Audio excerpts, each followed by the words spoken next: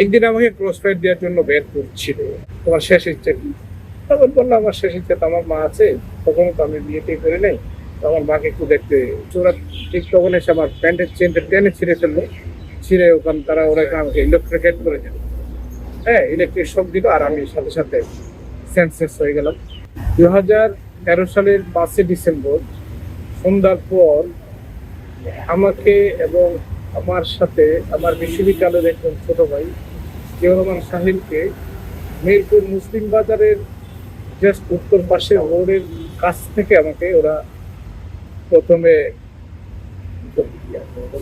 প্রথমে ধরে গাড়িতে উঠিয়ে নেয়।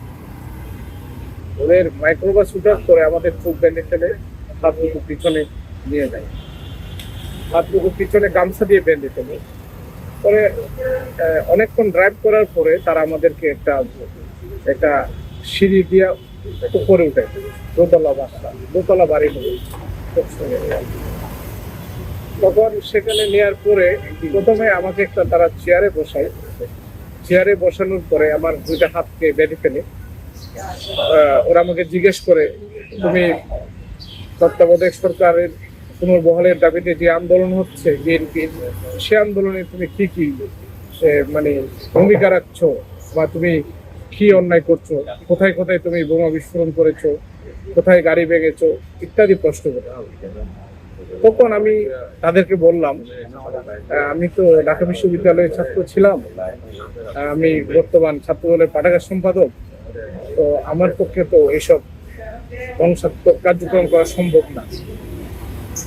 তখন ওরা আমাকে বললো, আমরা তোমাকে 3 মাস ধরে তোমার মোবাইল আমরা রেকর্ড শুনি, তুমি কোথায় যাও, কাদেরকে ডাকো, কিভাবে তুমি ছাত্র দলের ছেলেপেলেদেরকে অর্গানাইজ করো, মিছিল করার চেষ্টা করো এবং বিভিন্ন প্রোগ্রাম ওদেরকে ইনভাইট করো, সেটা আমরা জানি। তুমি সত্য করে বলো, কোথাও তুমি বোমাবাজি প্রস্তুতি না।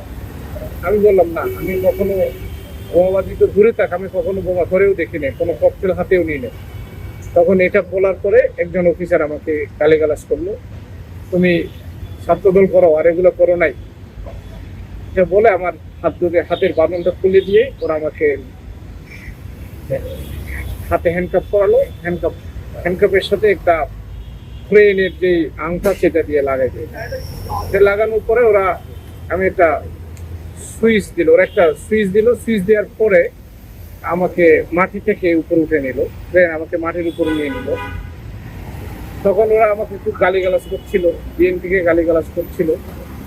তখন ওরা আমাকে দুইজন, আমি তো আর দেখছি না কারা, আমার চোখ সেই অবস্থায় আমার চোখ বন্ধ ছিল, মানে একটা কাপড় দিয়ে চোখ বেঁধে রাখছে।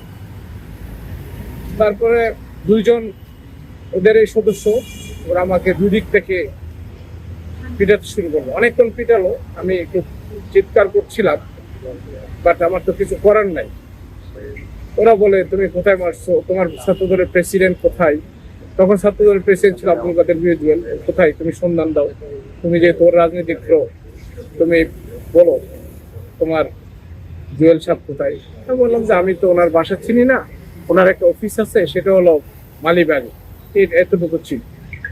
এটা বলার পরে বললো যে কিছুদিন আগে পল্টনে পুলিশের উপরে একটা ককটেল মারছে, এটা কারা কারা। আমি বললাম যে আমি জানি না। বলছে, এখানে তোমার সাথে যোগাযোগ করছে এরকম ছেলেদের নাম্বার আমরা পেয়েছি, তুমি ওদের নাম বলো। তখন আমার সাথে যারা কাজ করতো, আমার সাথে যারা মিছিল মিটিং করতো, এসব ছেলে পেলে যেগুলো ছিল ঢাকা বিশ্ববিদ্যালয়ের অধিকাংশ ছাত্র, হ্যাঁ, তার মধ্যে একজন ছিল বর্তমান ছাত্রদলের 1 নম্বর যুগ্ম সম্পাদক মুমিনুল ইসলাম জিসান, তার নাম বললাম, তার নাম্বার নিলাম। আরো আমার সাথে বাংলা কলেজের কিছু ছেলে রাজনীতি করতো, ওদের নাম বললাম। ঢাকা কলেজের ছিল, ওদের নাম বললাম। পরে ওরা সন্তুষ্ট হয় নাই, বলছে তুমি মিথ্যা কথা বলছো। এটা বলার পরে ওরা আমাকে ট্রেন থেকে নামে ফেললো। নামানোর পরে একজন বললো, ওকে ওর পথটা নষ্ট করে দাও। তখন ওরা কি করলো, আমি এমনিতে তো আমাকে অনেকক্ষণ, যেহেতু ওরা লাঠি দিয়ে পিটিয়েছে, তখন আমি অনেক ব্যথায়, মানে খুব ব্যথা অনুভব করছিলাম। আমি খুব চেষ্টা করলাম যাতে ওরা আমার ইয়ে করতে না পারে। আমি ঠিক তখন এসে আমার প্যান্টের চেনটা টেনে ছিঁড়ে ফেললো, ছিঁড়ে ওখান তারা ওরা আমাকে ইলেকট্রিকেট করে দিল। হ্যাঁ, ইলেকট্রিক শক দিল আর আমি সাথে সাথে সেন্সলেস হয়ে গেলাম। যখন ইলেকট্রিক শক করে আমার দুই পাশে আর মাথার মধ্যে এমন ঝাঁকি লাগলো, আমি মানে সেটা তো এখানে বলে ভাষায় প্রকাশ করা যাবে না, যেহেতু সেটা আমার শরীরের উপর দিয়ে গেছে। তখন আমি সেন্সলেস ছিলাম, ঠিক কতক্ষণ জানি না, অনেকক্ষণ পর দেখি আবার আমাকে একটা জোরে ঝাঁকুরে দিল, তখন আমার সেন্স ফিরে আসলো। হ্যাঁ, তখন ওরা আমাকে আবার শক দিছিল। পরে ওরা আমাকে আবার ঝুলালো ট্রেনের উপরে, অনেকক্ষণ পিটালো। এক একটা যখন আঘাত করতেছিল তখন আমার মানে বুকের দুই পাশে ব্রেনে আঘাত করতেছিল, আমি খুব জোরে জোরে চিৎকার করছিলাম।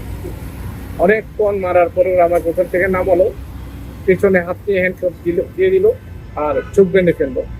ঠিক আমাকে ওই রুমটা থেকে বের করে পাশে একটা ইয়েতে ফ্লোরে ফেলে রাখলো। তখন আমি ঠিক জানি না, আমার খুব তৃষ্ণা পাচ্ছিল, আমার আমার আমার এখনো মনে পড়ছে, আমি একটু পানি চাচ্ছি, আমার একটু পানি দেন। তখন ওদের একজন বললো, না তোর পানি দেওয়া যাবে না, তোকে পানি দিলে কিন্তু মারা যাবে। তো প্রচন্ড ব্যথা, আমি জাস্ট মানে সাপ যেমন বয়েল হয়ে যায় ঠিক এভাবে বয়েলড হয়ে গেলাম। এত ব্যথা, কিছুক্ষণ পর আমার সেন্স আসে যায় আবার আসে, কিছুক্ষণ সেন্স আসে যায়, কিছুক্ষণ আমি খুব ব্যথা অনুভব করি, আমি আবার সেন্স হারাই। এরকম করতে করতে অনেক একদম ভোর রাতের কাছাকাছি হবে। তখন বললাম যে আমি একটু প্রস্রাব করতে যাব। তখন আমি তো দাঁড়াতে পারছিলাম না, ওরা আমাকে দুজন ধরে ওয়াশরুমে নিয়ে গেল। নিয়ে যাওয়ার পর আমি একটু প্রস্রাব করলাম, মনে একটু ব্লাডের মতো দেখা গেল, ব্লাড দেখলাম আর প্রস্রাব হয় না। তো এরপর থেকে আবার ওরা আমাকে নিয়ে আসলো। ওখানে একজন সার্জন ছিল, তার আমি তো আর দেখছি না, আমার যেহেতু সবসময় চোখ বাঁধা থাকতো আর পিছনে হ্যান্ডকাপ করা ছিল। বললো যে কি খাবা তুমি?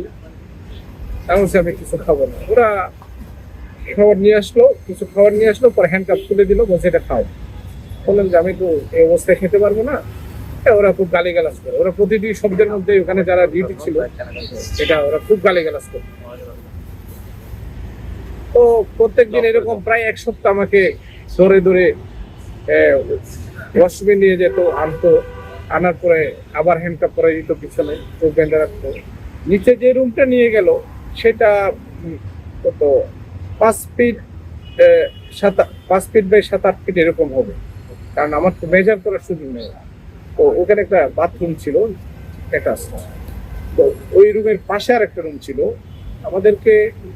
তখন ওই রুমে একটা সুবিধা ছিল, জানালাটা খোলা থাকতো, বাইরে দিয়ে লক থাকতো। বাইরে দিয়ে লক থাকাতে মাঝে মধ্যে আমরা ওই রুমে যখন নিয়ে যাই তখন হ্যান্ডকাপটা সামনে দিয়েছিল, তখন জানালা দিয়ে মাঝে মধ্যে হয়তো আমরা কেউ না থাকলে চোখের পর্দাটা সরানো সম্ভব হতো, দেখি তখনই বুঝতে পারলাম এটা র্যাব 1 ছিল। র্যাব 1 আরো বোঝার আরো কিছু কারণ আছে, পাশে রেল যেত আর উপর দিয়ে বিমান উঠত। হ্যাঁ, এবং একটা মাঠের ভিতরে নিয়ে রাখলো, আমাদের ভিতরে ঢুকালো, তখন তো আমি বুঝতে পারলাম। পরে দেখলাম যে এই জায়গাটা তো র্যাব 1, পাশে একটা মসজিদ ছিল, র্যাব 1 এর পিছনে একটা মসজিদ আছে। তো সবকিছু মিলে এটা ছিল র্যাব 1। তখনই আমি গেস করতে পারছি এটা উত্তরার কোন একটা জায়গায় হবে, যেহেতু বিমানবন্দর কাছে, বিমান উড়ার শব্দ পাচ্ছি, পাশ দিয়ে রেল যাচ্ছে। হ্যাঁ, তো ওরা প্রতিদিন 3 বেলা খাবার দিত, সকালে 7টার দিকে বা 6টার পরে বা 7টার মধ্যে হয়তো রুটি দিত, ডাল দিত বা খিচুড়ি কিছু একটা দিত সকালবেলা, আবার 12টার পরে ভাত দিত, আর হলো সন্ধ্যার পরে ভাত দিত। এই হলো খাবার, এর ভিতরে এর বাইরে আর কিছু খাওয়া না। কারণ আমাকে মূলত 3টা জায়গায় রাখছে, প্রথম 20 দিন একটা জায়গায়, পরে 10 থেকে 15 দিন এক জায়গায়, লাস্ট মান্থ যেটা জানুয়ারির 5 তারিখের পর থেকে আরেক জায়গায়। একদিন আমাকে ক্রস ফায়ার দেওয়ার জন্য বের করছিল, আমি যতটুকু জানি সেদিন ডিসেম্বরের 25 তারিখের পরে লাস্টের দিন খুব সম্ভবত। আমি তখন বের হওয়ার পরে পেপার দেখলাম কিছু লোককে ডিসেম্বরের লাস্টের দিকে ক্রস ফায়ার দেওয়া হয়েছে। তো অনেকগুলো তো কয়েকজনকে বের করছে, আমাকেও বের করছে। শাহিন যাওয়ার পর আমাকে যে ছোট রুমটা তো ওখান থেকে বের করলো, তখন একজন অফিসার এসে খুব সম্ভবত দেখলো, বললো যে ওর অবস্থা তো খুব খারাপ, শরীর শুকিয়ে গেছে, ও তো একদম মুরগির মতো হয়ে গেছে। হ্যাঁ, এটা বলে চলে গেল। আবার দেখে আমাকে রুমে ঢুকে দিচ্ছে। তখন ওখানে ডিউটি করে এক অফিসার এসে আমাকে বললো যে তুই তো আজকে বেঁচে গেছিস, আল্লাহ তোর বাঁচা গেছিস। আমাকে নিয়ে গেল 5ই ডিসেম্বর সন্ধ্যার পরে, আমাকে ছাড়লো হলো 3 তারিখ রাত্রে, ফেব্রুয়ারি 2014 সালের ফেব্রুয়ারি 3 তারিখ। তাহলে টোটাল 60 দিন হয়, হিসাব করো 60 দিন হয়। আমাকে ওরা ফেব্রুয়ারি 3 তারিখ সকালে আসলো। সকালে এসে জিজ্ঞেস করলো, আমার অনেক দাড়ি হয়ে গেছিল, অনেক শুকিয়ে গেছিল, চুল টুল লম্বা হয়ে গেছে, চুল তো আর কাটতে পারে না, বলছে তোমার দাড়িটা শেভ করে নাও। তখন আমি বললাম যে আমি দাড়িটা রাখি, যেহেতু অনেক সুন্দর হয়েছে। বলছে না, তুমি আসার সময় তো দাড়ি ছিল না, তুমি তখন কেটে ফেলো। ওরা আমাদেরকে নর্মাল যে একটা ব্লেড আর ধরতে এটা দিল, আমি এটা শেভ করলাম। তখন তো এটা অন্য ধরনের অনুভূতি যে আমি এখান থেকে মুক্তি পাচ্ছি। ওরা আমাকে অনেকে এসে বলতো, যেহেতু শাহিনকে 20 ডিসেম্বর ছেড়ে দেওয়া হয়েছে, আমাকেও ছেড়ে দিবে। কারণ ওদের একটা হয়তো নিয়ম ছিল, মানে দুজনকে একসাথে ধরলে একজনকে যদি ছেড়ে দেয় তাহলে অন্যজনকেও ছেড়ে দেয়, না হলে ওটা ডকুমেন্ট থেকে যাবে। কিন্তু শাহিন বাইরে হওয়ার পরে তো কাউকে কিছু বলে না, সে খুব টেরিফাইড ছিল, খুব ভয় পেয়ে গিয়েছিল, কারোর সাথে কিছু শেয়ার করে।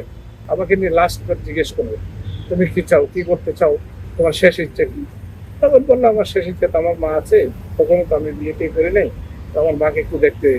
হ্যাঁ, বলার পর ওরা আমাকে ইয়ে করলো, রুমে নিয়ে আসলো। রুমে নিয়ে আসার পরে আমার আগের যেই ওরা আগে ওখানে যে চোখের জন্য যে কাপড় ইউজ করতো চোখ বাঁধার জন্য, সেটা নিয়ে ফেললো, হ্যান্ডকাপ তুলে ফেললো, নতুন গামছা খুব সম্ভবত আনলো, গামছা দিয়ে চোখ বাঁধলো আর হাত বাঁধলো। তখন ওরা আমাকে গাড়ি ঢুকালো, তখন খুব সম্ভবত 12টার পর এরকম থেকে। এটার পরে ওরা কিছুক্ষণ গাড়ি টাড়ি চালালো, আমি ঠিক বুঝতে পারতেছিলাম।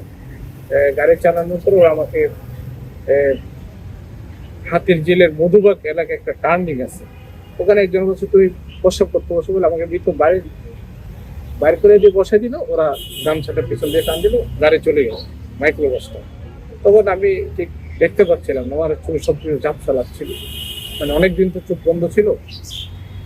ঠিক সেখান থেকে আমি একটা সিএনজি আসলো, সিএনজি তুললাম, সিএনজি তুলতে আমি নিকেতনে আসলাম চৌধুরীর বাসা ছিল, হ্যাঁ, ওনার বাসায় গেলাম।